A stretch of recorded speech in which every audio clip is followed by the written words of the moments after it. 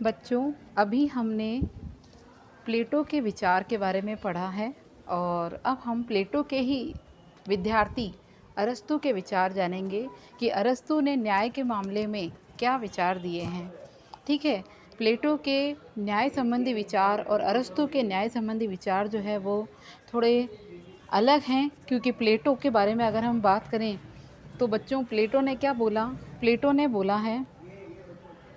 प्लेटो ने कहा है कि व्यक्ति को जो कार्य दिए गए हैं, निर्दिष्ट कार्य, ठीक है, व्यक्ति को जो निर्दिष्ट कार्य दिए गए हैं उसे उन कार्यों को करना चाहिए और किसी दूसरे व्यक्ति के कार्यों में हस्तक्षेप नहीं करना चाहिए। तो प्लेटो का जो विचार है वो एक न्यायिक सिद्धांत है।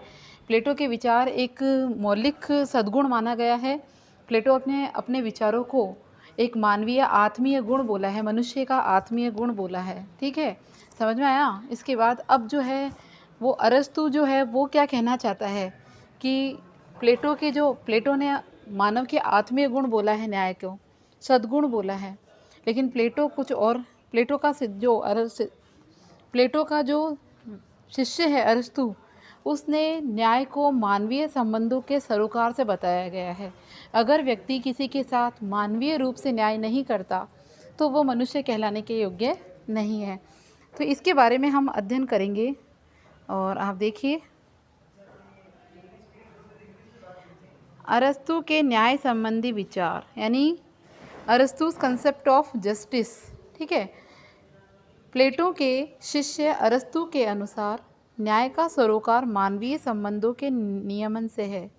मानवीय संबंधों को महत्व देता है अरस्तु। ठीक है, अरस्तु ने कहा कि अरस्तु का विश्वास था कि लोगों के मन में न्याय के बारे में एक जैसी धारणा के कारण ही राज्य अस्तित्व में आया। लोगों के मन में समान भावना होनी चाहिए, समान न्याय के प्रति समान सोच होनी चाहिए, एक जैसे विचार होने चाहिए। जब एक जैसे विचार होंगे, समान भाव होंगे, तभी एक अच्छे राज्य का अस्तित्व, एक अच्छा राज्य जो है वो अस्तित्व में आएगा। इस मानवीय धारणा के रूप में न्याय समग्र और सात्विकता को बताता है। न्याय कैसा होना चाहिए? समग्र होना चाहिए और सात्विक होना चाहिए, शुद्ध होना चाहिए। अरस्तु ने न्याय के दो रूप दिए हैं। ठीक है, सबसे पहला आपका है वितरणात्मक न्याय और दूसरा आपका है सुधारात्मक न्याय। दोनों में अंतर आपको पता होना चाहिए। सबसे पहले देखिए वितरणात्मक, डिस्ट्रीब्यूटिव जस्टिस। इसका मतलब क्या होता है? वितरणात्मक का इसका मतलब होता है बांटना, यानी व्यक्ति में जो न्याय है उसका वितरण व्यक्ति की योग्यता और व्यक्ति के योगदान के अनुरूप। वितरणात्मक न्याय के अंतर्गत आप ध्यान दीजिए, शक्ति और जो सुरक्षा है उसका वितरण, व्यक्ति और सुरक्षा का वितरण व्यक्ति की योग्यता और योगदान के अनुरूप होना चाहिए। व्यक्ति की योग्यता और उसका योगदान देखकर करना चाहिए। ठीक है, वे आनुपातिक समानता का पक्षधर है। समानता की इस अवधारणा के अनुसार लाभ और उत्तरदायित्व, क्या बोला है? समानता की इस अवधारणा के अनुसार लाभ और उत्तरदायित्व व्यक्ति की क्षमता और सामर्थ्य में होना चाहिए। यानी व्यक्ति का सामर्थ्य देखकर और व्यक्ति का जो लाभ और उत्तरदायित्व है वो व्यक्ति की शक्ति और सामर्थ्य दोनों को देखकर दिया जाना चाहिए। ठीक है, फिर उसके बाद अगला जो है वो है आपका सुधारात्मक न्याय। अगला क्या है आपका? सुधारात्मक न्याय। अरस्तु का सुधारात्मक न्याय से तात्पर्य ऐसे न्याय से है जो नागरिकों के अधिकारों की अन्य व्यक्तियों के द्वारा हनन की रोकथाम पर बल देता है। ठीक है, नागरिकों के अधिकारों की अन्य व्यक्तियों के द्वारा हनन की रोकथाम पर बल देता है। मतलब नागरिक को जो मूल अधिकार मिले हुए हैं ना, नागरिकों के मूल अधिकारों की रक्षा करे। साधारण भाषा में आप ये समझिए कि व्यक्ति के नागरिक अधिकारों की रक्षा हो और अन्य व्यक्तियों द्वारा उसका हनन नहीं हो, यानी उसके अन्य व्यक्तियों द्वारा उसका हनन करने से रोका जाए। सुधारात्मक न्याय में राज्य का उत्तरदायित्व है कि वह व्यक्ति के जीवन की, किसकी? व्यक्ति के जीवन की, संपत्ति की, सम्मान की और स्वतंत्रता की रक्षा करे। ठीक है, राज्य का क्या कर्तव्य है?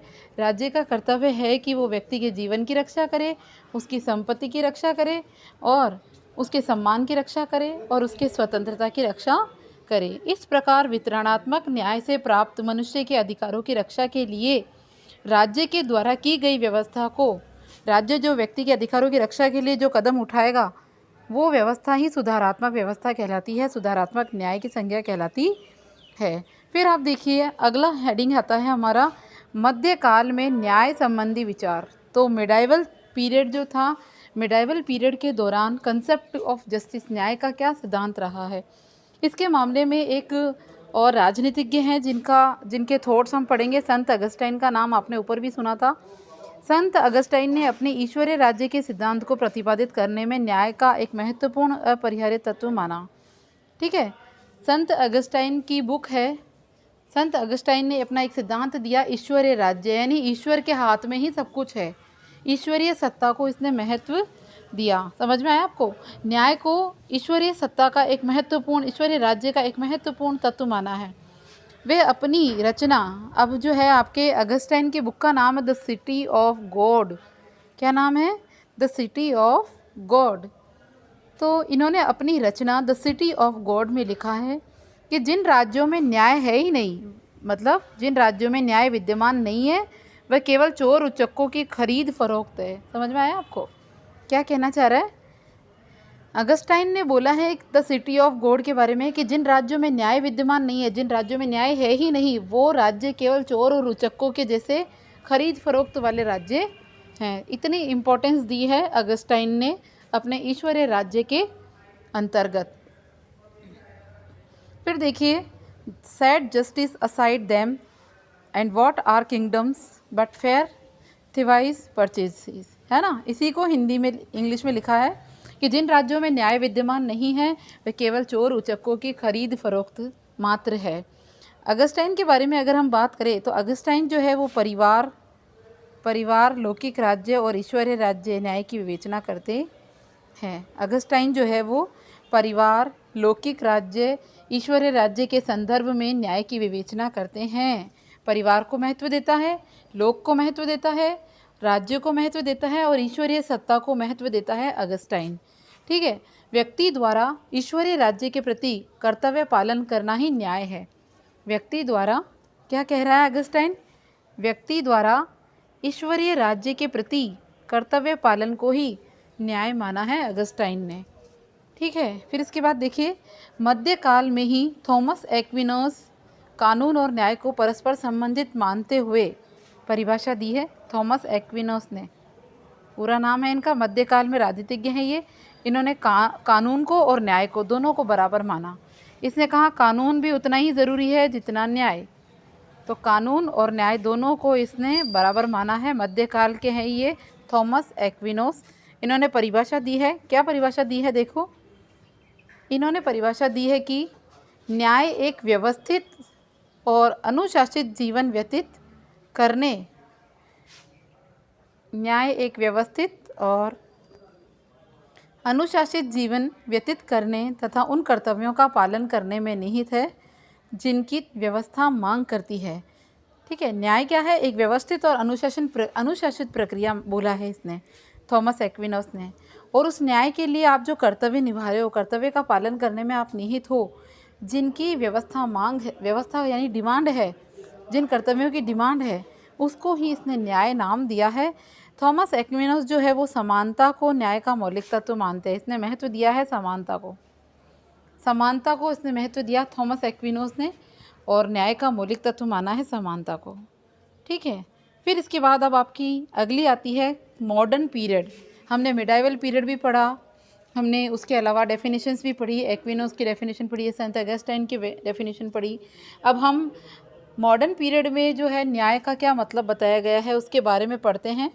तो मॉडर्न युग के जो है, आधुनिक युग के जो राजनीतिज्ञ हैं उनका नाम है डेविड ह्यूम। क्या नाम है? David Hume. तो देखो, आधुनिक काल में न्याय संबंधी विचार, the concept of justice in modern period, the concept of justice in modern period. तो सबसे पहले आप देखिए आधुनिक युग में डेविड ह्यूम का क्या कहना है।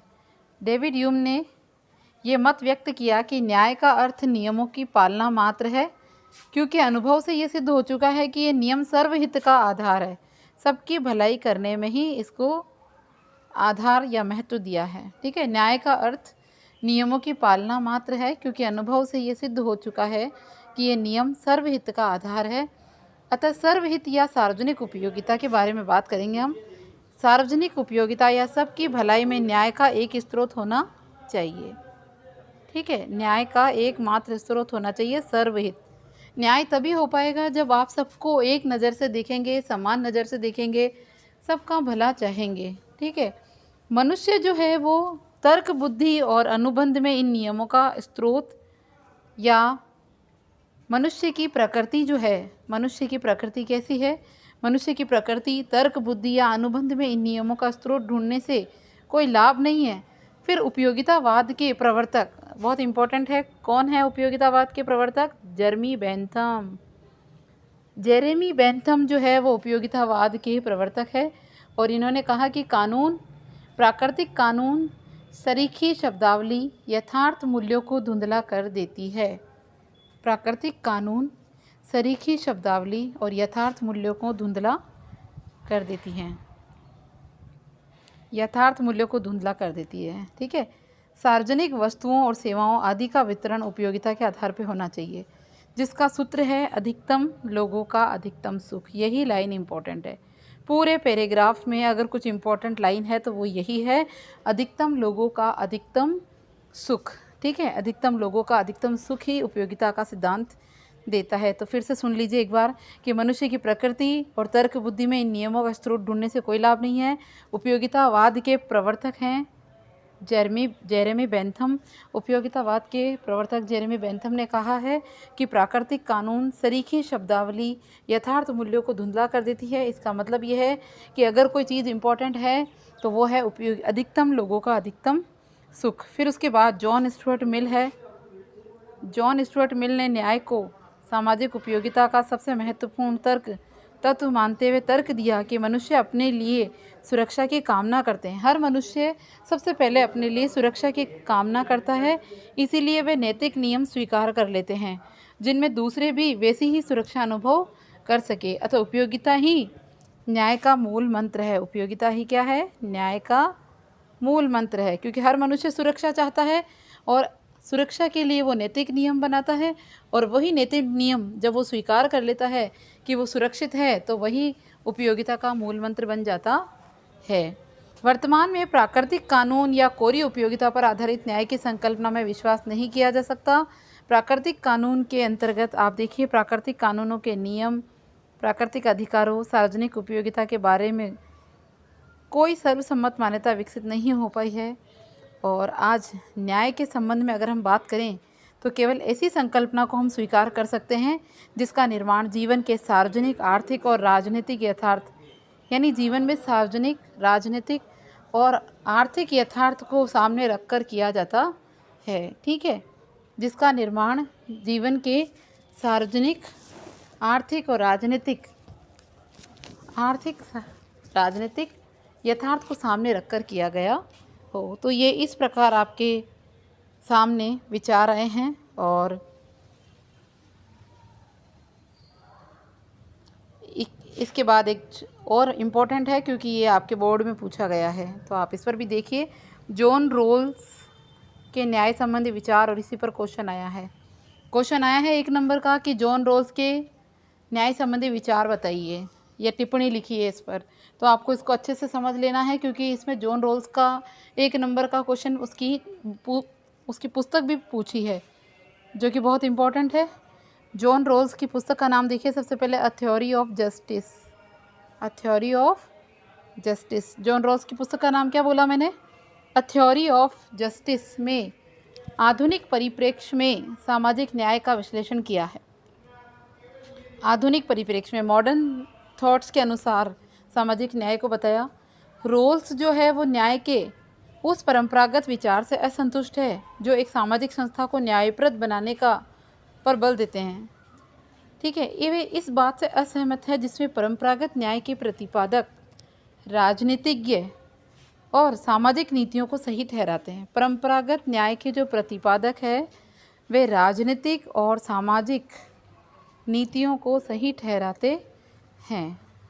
सामाजिक संस्था को न्यायप्रद बनाने को बल देता है, वो इस बात से असंतुष्ट है और वो ये कहता है कि परंपरागत न्याय होना चाहिए, परंपरागत न्याय के साथ राजनीतिक और सामाजिक नीतियों को सही ठहराना चाहिए। उन्होंने यानी कि जॉन रोल्स ने उपयोगितावादियों के सिद्धांत यानी कि जर्मी बेंथम का जो सिद्धांत है उपयोगितावाद का, उसमें क्या पढ़ा था हमने? अधिकतम व्यक्तियों का अधिकतम सुख। ठीक है, अधिकतम व्यक्तियों का अधिकतम सुख। लेकिन जो जॉन रोल्स है उसने इस सिद्धांत को भी, वो भी इस सिद्धांत से भी संतुष्ट नहीं हुआ और उसने इस सिद्धांत में त्रुटि बताई। और त्रुटि बताते हुए ये सिद्धांत बहुमत की अल्पमत पर तानाशाही बता रहा है।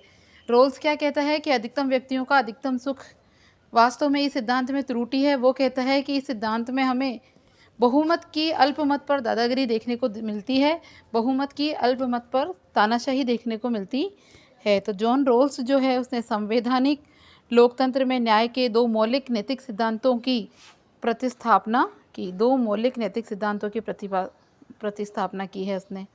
सबसे पहले देखो क्या है, बहुत इंपॉर्टेंट पॉइंट पढ़ रहे हैं हम क्योंकि इसमें क्वेश्चन पूछा गया है। आप आगे देखिए, आगे और क्वेश्चन बनता है। सबसे पहले देखिए, दो मौलिक नैतिक सिद्धांतों की प्रतिस्थापना की बात। अधिकतम स्वतंत्रता स्वयं स्वतंत्रता की सुरक्षा के लिए ज़रूरी है। अधिकतम स्वतंत्रता स्वयं स्वतंत्रता, खुद की स्वतंत्रता की रक्षा करने के लिए अधिकतम स्वतंत्रता जरूरी है। इस सिद्धांत के अनुसार प्रत्येक व्यक्ति को व्यापक स्वतंत्रता प्राप्त होती है। सही है ना? हर व्यक्ति को व्यापक स्वतंत्रता, पूरी स्वतंत्रता प्राप्त होती है जो उस जैसे अन्य व्यक्तियों को भी उपलब्ध होती है। हर व्यक्ति को व्यापक स्वतंत्रता प्राप्त है और उसके जैसे जो दूसरे लोग हैं उनको भी स्वतंत्रता उतनी ही प्राप्त है। तो ये मौलिक सिद्धांत हो गया कि अधिकतम स्वतंत्रता स्वयं स्वतंत्रता की सुरक्षा के लिए आवश्यक है।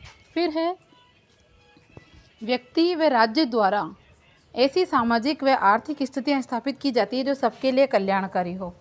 ठीक है, आर्थिक स्थितियाँ व्यक्ति और राज्य द्वारा ऐसी सामाजिक व आर्थिक स्थितियाँ पैदा की जाती हैं जो सभी के लिए कल्याणकारी हो। फिर इसके अंदर देखिए आप, यह है आपका इम्पोर्टेंट लाइन, सबकी प्रगति के लिए वह अज्ञानता के पर्दे के सिद्धांत को स्थापित करता है। और यही आपका क्वेश्चन है, जॉन रोल्स ने अज्ञानता के पर्दे के बारे में क्या बताया है? क्या है अज्ञानता का पर्दा? ठीक है, तो वेल ऑफ इग्नोरेंस के बारे में हम पढ़ते हैं। रोल्स जो है वो ये कहता है कि न्याय के नियमों का निर्माण करने से पहले मनुष्य अज्ञानता के पर्दे के पीछे है। ठीक है, न्याय के नियमों का निर्माण करने से पहले मनुष्य अज्ञानता के पर्दे के पीछे है, अर्थात वे अपनी उस मूल स्थिति में आ जाते हैं जहाँ योग्यता, हितों और क्षमताओं आदि में समान है। वापस समझिए इसे, न्याय के नियमों का निर्माण करने से पूर्व मनुष्य जो है वो अज्ञानता के पर्दे के पीछे है। मतलब मनुष्य अपनी उस मूल स्थिति में आ जाता है जहाँ वे योग्यताओं, हितों और क्षमताओं सभी में समान हो, यानी समान योग्यता, समान क्षमता और समान हित का उद्देश्य रखते हैं। ठीक है, इस स्थिति में मनुष्य की सर्वप्रथम मांग सबको समान स्वतंत्रता देना, अवसरों की उचित क्षमता, जीवन की मूलभूत आवश्यकताओं से जुड़ी वस्तुओं का बिना किसी भेदभाव समान वितरण हो। और ये नियम से विलग तभी हुआ जा सकता है जब हीनतम को अधिकतम का लाभ मिले, यानी जिसे बिल्कुल भी कुछ भी लाभ नहीं मिल रहा है उसे अधिकतम लाभ मिले, तभी ये सिद्धांत सही मायने में भेदभाव के समान वितरण को बताता है। यानी हर व्यक्ति की जीवन में जो मूलभूत आवश्यकताएं हैं उन आवश्यकताओं से जुड़ी वस्तुओं का बिना किसी भेदभाव के समान वितरण होना चाहिए। समझ में आया आपको? जिससे ये पता चलता है कि हीनतम को अधिकतम लाभ मिला है। तो जॉन रोल्स के अज्ञानता के पर्दे के सिद्धांत को आप ध्यान रखेंगे क्योंकि ये आपके बोर्ड में 1 नंबर का क्वेश्चन पूछा जा चुका है, टिप्पणी पूछी है इस पर। और उसके अलावा बुक का नाम बहुत इंपॉर्टेंट है जो कि आपको याद रखना है। क्या नाम था? हमने क्या नाम पढ़ा बुक का? The theory of justice. ठीक है, theory of justice, the theory of